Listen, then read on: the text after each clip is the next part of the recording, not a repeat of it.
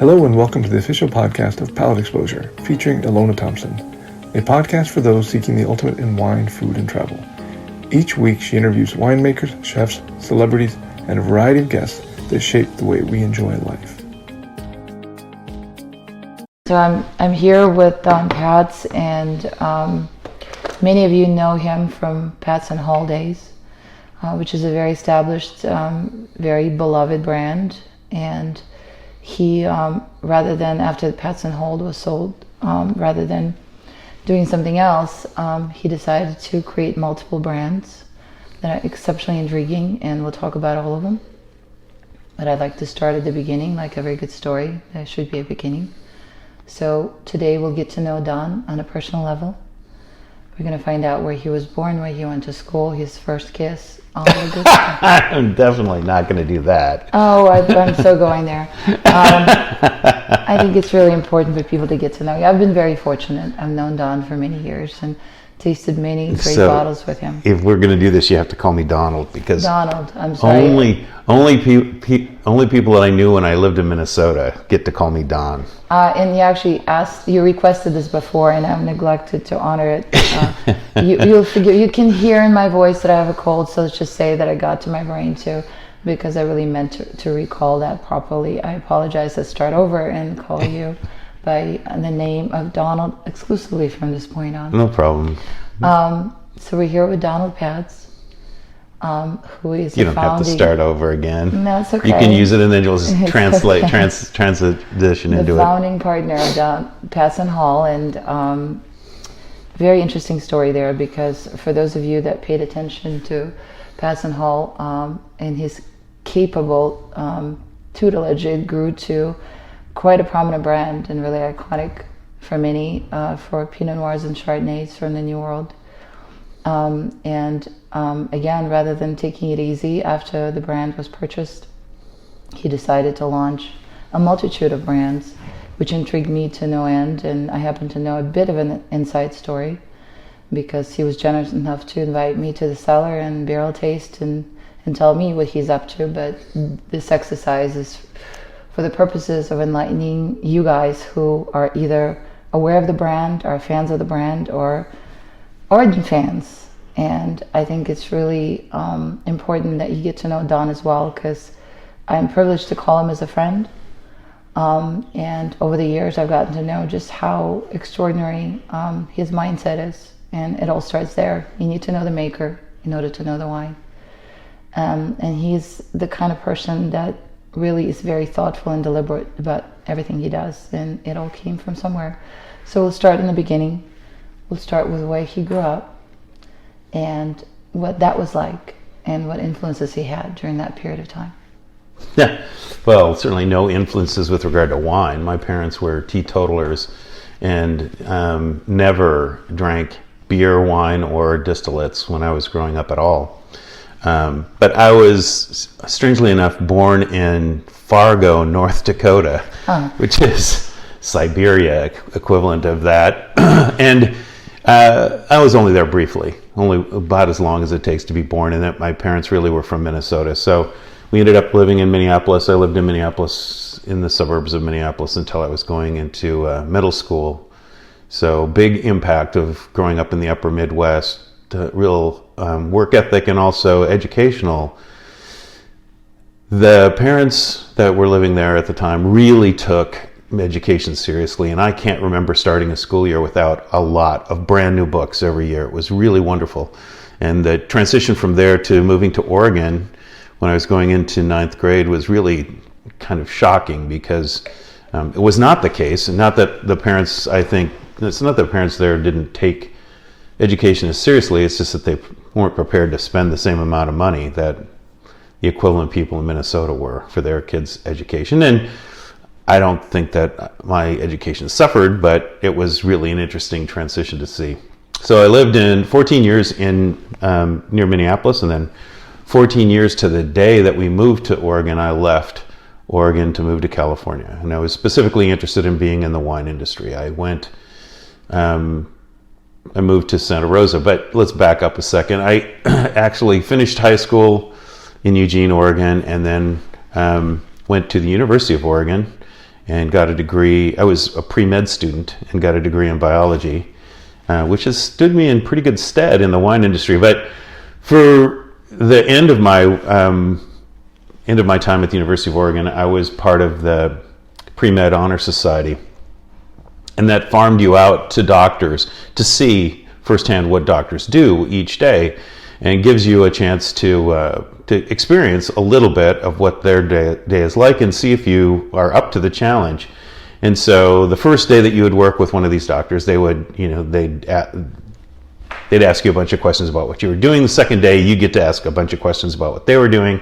Third day that you were walking around with them and observing, the question comes up, well, what else are you interested in, Donald? And I'd say, I'm kind of interested in wine. I think wine's a really fascinating subject, and I enjoy sharing it with friends, and the historical and geographical stuff is really interesting to me. And every doctor I worked with got that sort of dreamy-eyed look in their eyes and said, yeah, someday I hope to have my own little vineyard. That would be a great way to, finish my career. And after having been declined to go to medical school the second time, I said, maybe there's a more direct route into the wine industry than having to go to medical school in order to be able to afford to do it. So at that point, I started looking around for other jobs. Worked as a rep for a distributor for a while in Oregon before we moved to California in 1983. And so, that's a quick and dirty history of Donald Patz from the time he was born until we arrived in California. California was really, for me, I wanted to work for a winery. I was interested in this. At this point, I could have chosen, because I have a degree in biology, I could have said, I really want to be on the winemaking side, but I already had a child, and I knew that they got paid nothing. Unless you were the actual winemaker, being a cellar rat, pulling hoses and stuff, paid barely minimum wage. So on the other side of the ledger, if you were doing sales, you actually could make a reasonable living. And so I chose to be on the sales side, not because that was my real passion in being in the wine business, but because it just was fiscally responsible as a parent. But I stayed very active in the production side of stuff at Flora Springs when I first started there in 1985. All of the partners were involved with making decisions about winemaking. And that's where I met this fellow, James Hall. James went on to become the winemaker at Honig. James and I started talking about, what our dreams and future plans were after he left Flora Springs.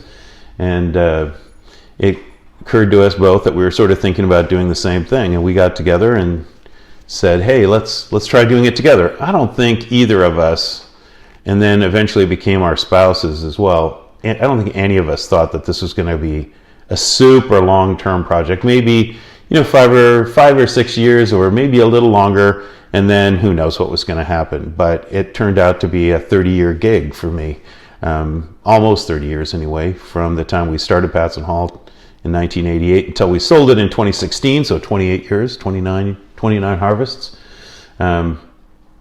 And focused exclusively on Chardonnay and Pinot Noir. If you know anything about Patz & Hall, it was a wonderful run. And at the end of that, when we sold our winery to Saint Michel, I was offered a 1-year contract, as were all the partners, and so I continued on in a transitionary sort of position where I was helping them to understand what we had done and how we had gone from nothing to something.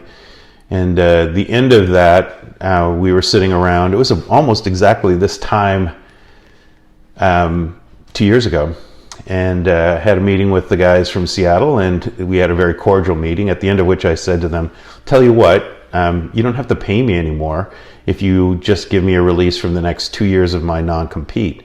And they agreed to that, which was kind of a sensational moment, really. I mean, big corporations rarely allow people out of contracts, but this was, I thought, a real gentlemanly thing to do, and I really appreciate it. They were very fun to work with. I liked the guys there, and I would have said this whether or not they released me from I think the wines that they're making are interesting and fun, and the Washington wines especially I was really admiring. So it was great. I got a full release as of May 1, 2017, and hit the ground running looking for new things to do. So that's kind of brings you up to what the heck is he doing with 3 different brands? It does, and I am very interested in every detail of that, but I want to hit the time machine for a second, because you had such a significant history with Patz & Hall, and it's not the focus of our conversation. However, you have built a very successful brand, and I find it really enlightening that you didn't start out, as you pointed out, with a passion for sales, yet you became exceptional at it, because to grow the brand to that size in the span of 29 years is pretty unbearable. So I want to talk about that. Back in 1988, when you first launched, and I'm sure it was a little scary, you both had families, you had children. What happened? What happened? Well, the first year was 1988, and we had more wine than we thought. Originally, our plan was to make about 200 cases worth of Chardonnay, and we were looking for a grape source. And the reason we chose Chardonnay was for a couple of reasons. One, we actually like drinking Chardonnay, and two, we realized that there was a market for it, that there was in fact people out there who liked drinking Chardonnay as well. And three, we didn't have to hold it for 2 years. We had resources we felt we could do. If we could make the wine and sell it, in a relatively short period of time, we could turn the crank and actually make this ongoing, which was the whole point of Patz & Hall, to get it up and running, and then hopefully it could be self-sustaining as soon as possible. We just didn't have the means to dig deep and make a long-term commitment to it because we just didn't have the money. So the point was make the wine, sell it starting September 1st the next year. And we made the wines with that in mind. Not that we didn't think that they would be ageable, but we wanted to make sure that they were drinkable at an early stage so that they would be saleable. So what do we do? Well, it was a different time in the wine industry. 1988, when we were starting this, the super rich extracted Chardonnays were the rage, and we were certainly influenced by that. So the wines that we made at the very beginning for Patz & Hall, 88, 89, 90, 91, 92, 93 probably at least, were very very ripe, very extracted wines with quite a bit of new barrels. And the idea was to, create wines that we knew that people would like, and that we liked drinking them too. And at the time, it was sort of the thing. You'd have been crazy not to consider it. What we were doing was adding, there were a few people that were doing this already. I guess there was like 2 wineries that I really kind of looked at as we were getting started and enjoyed their wines prior to that for years. Kistler and Chalone, and now Chalone is a pale shell of what it was back then in terms of the quality of their wines, in my opinion. Mm-hmm. But those were really intense and powerful wines back in the late 70s and early 80s, and that really influenced me. Also, the single vineyard designates from Acacia really influenced me, although a slightly different style of winemaking. So we looked at those, I looked at those, and sort of used that as a template for how we wanted to present the wines to the market. And we started off with a Napa Valley Chardonnay, and it was all barrel fermented, all surly aged, 100% ML, a style of wine that I still find very attractive, but definitely riper, thicker, richer style at the beginning than probably we did closer to the end of our run with Patz & Hall, because it was the style of the day. And so we met that style and launched it into the market. So and like I said, we were prepared to do about 200 cases. We got a call from our grower that year, 1988, from John Caldwell. And John said, "Hey, I have some extra grapes this year, and I don't know where it's going to go, but if you're interested, we'd be happy to front you these grapes, And then, if you like the wine, we'll figure out how you can pay for it later. And if you don't like the wine, I'll pay your crush costs, and we'll just take the wine away. You don't have to worry about it. So it seemed like a ridiculously good deal, right? Really good offer. Yeah. So it sounded great to all of us. So we all jumped in. We went from about 200 cases that we were planning to do to almost 500. So from 2 to 480 or 490. I forget exactly what the number was that first vintage. Regardless, it was about this time in 1989 that James Hall and I and Ann Moses and my now ex-wife Heather Patz were all tasting the wines together, tasting the barrels, because it was one wine, but there was multiple barrels, so we liked tasting as many of the barrels as possible. And James said, "I think we have a problem," and I'm tasting the wines and going, "I don't have a problem. Look at how good this wine is. It's really going to be fun." And he said, "No, I think we have a problem. The problem is that we had a budget for 200 cases. We just made 500. Oops. That does seem like a marketing problem. It was more of a budgetary problem because we didn't have the money to bottle it. So we're looking at this and going, well, this is really good. We don't want to get rid of it. Maybe we can, bottle part of it and then sell that and then bottle the rest. Bad idea generally, because the wine that you bottle later is going to be significantly different, potentially even oxidized. So we all sort of kicked around trying to find a source of short-term cash that would help us to bottle it. And I couldn't come up with any. My parents weren't interested in investing. I didn't have any friends who could just write a check. So James finally decided to go to his father, and he convinced his father to loan us the money to bottle the wine. So he loaned us the money. We bottled the wine in August. We sold out of the wine before the end of October, collected all the money, and paid him off in December of that same year.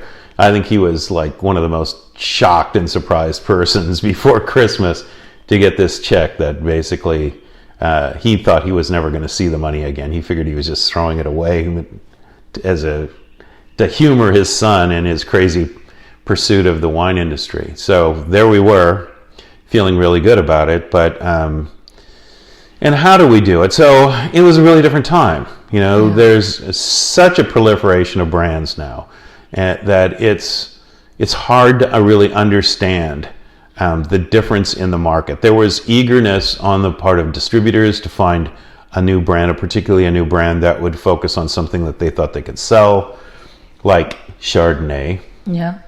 And and we had experience with that. I'd already done 4 or 5 years of Flora Springs at this point, and I knew the distributors. I knew some of the distributors I wanted to work with. I didn't choose all the same distributors. I wasn't working so much in California, so it took us a little while to get California rolling with Patz and Hall. But yeah, it was. I think the main thing is it was a different time, and we had something that not everybody had. There was a different style of Chardonnay that was sort of predominating back in 1980. In the mid 80s, there was either partial barrel fermentation or stainless steel going into barrel.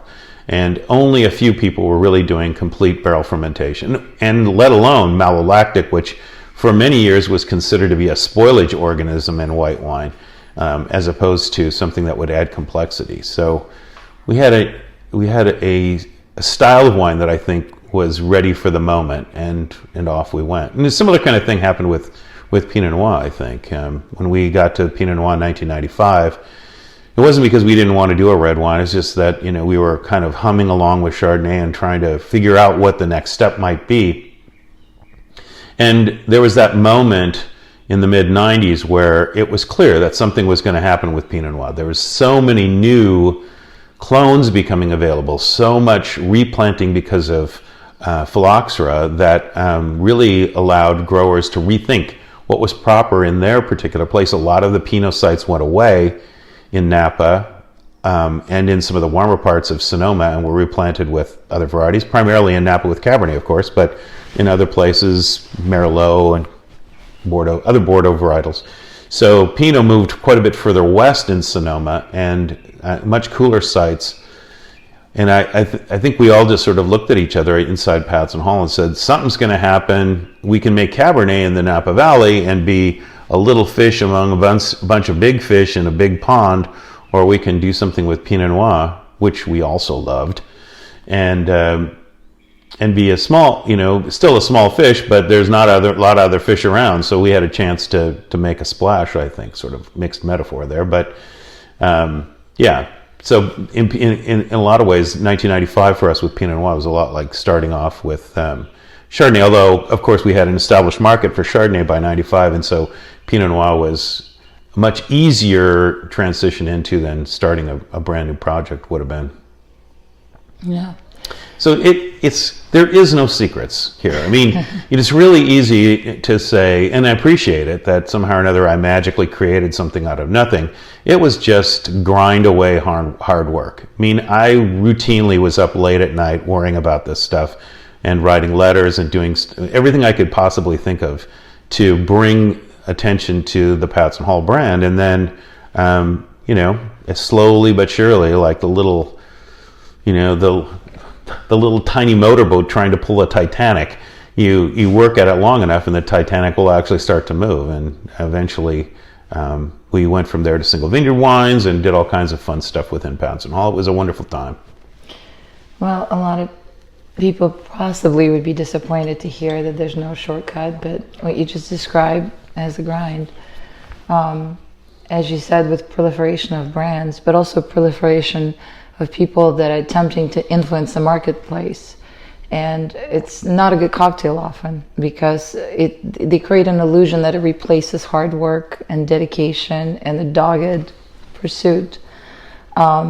Because on the surface, when you look at Patz and Hall, it's incredibly successful, and you had so many vineyards that are highly sought after in your portfolio, and your price points eventually got to where they were, really blue chip wines that people sought after.